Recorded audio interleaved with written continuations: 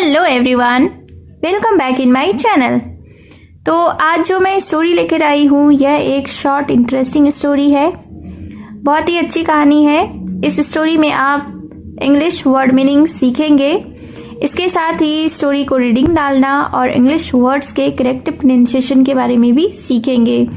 तो अगर आप इस चैनल पर न्यू हैं, मेरी वीडियो को पहली बार देख रहे हैं, तो सबसे पहले मेरे चैनल को सब्सक्राइब कर लीजिए और जो बेल का आइकन दिख रहा है उसे भी प्रेस कर दीजिए ताकि मेरी आने वाली वीडियोस का नोटिफिकेशन आप तक पहुंच जाए।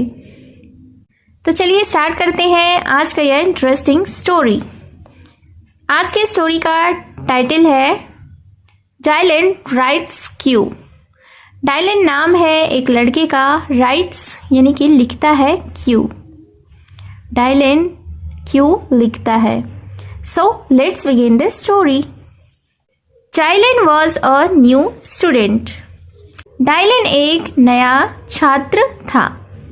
He listened to everything that the teacher, Miss Austen, said.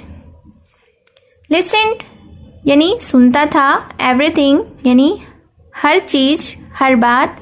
वह अपने शिक्षिका की सारी बातों को सुनता था जो कि मिस ऑस्टिन कहती थी। But often he would end up doing something quite different. Often का अर्थ होता है प्रायः या अक्सर। Something यानी कुछ, quite different यानी अलग। तो इस सेंटेंस का अर्थ हुआ लेकिन अक्सर वह कुछ बिल्कुल अलग ही कर बैठता था। One morning, Miss Austen told the class, "Make a queue, children." एक सुबह मिस ऑस्टिन ने कहा क्लास से, क्या कहा? Make a Q. क्यू का अर्थ होता है कतार या पंक्ति। चिल्ड्रन यानी कि बच्चे। तो मिस ऑस्टिन ने कक्षा से कहा कि बच्चों कतार बनाओ। All the children got into a line and she led them out to the playground. सारे बच्चों ने लाइन बनाई और उसने यानी मिस ऑस्टिन ने उसे प्लेग्राउंड में, खेल के मैदान में ले गई। When she reached there and checked on her students, she found that Dylan was missing. When she reached there, जब वह वहां पहुंची यानी खेल के मैदान में पहुंची, and checked और जांच की, ऑन हर स्टूडेंट्स, किसकी जांच की? अपने स्टूडेंट्स की, अपने छात्रों की। शी फाउंड, उसने पाया, दैट की, उसने पाया कि डायलन वॉज मिसिंग यानी डायलन वहां नहीं था। Which Dylan? She asked the others.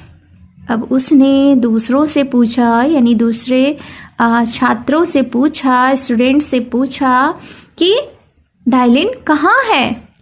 I think he's still in class, madam, said Sarah, one of the students. I think he's still in class. मुझे लगता है कि वह अभी भी क्लास में है, कक्षा में है, मैडम। said Sarah यानी सारा ने कहा, one of the students, उनमें से एक छात्र सारा ने कहा। Miss Austen went back to the class to fetch Dylan. Miss Austin कक्षा में वापस गई। टू फेच, फेच का अर्थ होता है वापस लाना, तो वापस लाने के लिए डायलन को। She found him sitting calmly at his desk with a notebook open in front of him. जब वह मिस ऑस्टिन कक्षा में पहुंची तो शी फाउंड, उसने पाया, हिम यानी उसे, डायलन को, sitting calmly at his desk, क्या पाया कि डायलन शांति से अपने डेस्क पर बैठा था, with a notebook open in front of him, एक कॉपी उसके सामने में खुली हुई थी। What are you doing Dylan? Asked miss Austin. Miss Austin ने डायलन से पूछा कि तुम क्या कर रहे हो डायलन? You asked us to make a Q, so I have written Q in my book. अब डायलन ने जवाब दिया मिस ऑस्टिन को मिस ऑस्टिन को डायलन ने कहा कि you asked us to make a Q. क्या कहा कि आपने हमसे कहा था क्यू बनाने के लिए। So I have written Q in my book. इसलिए मैंने अपनी बुक में, अपनी किताब में क्यू लिखा है। Miss Austin burst out laughing seeing a capital letter Q and a small letter Q in the book। अब मिस ऑस्टिन बिल्कुल ठाके मारकर हंसने लगी यह देखकर कि डायलन ने अपनी बुक में, अपनी किताब में स्मॉल लेटर का Q और कैपिटल लेटर का Q लिखा था। So this was the story.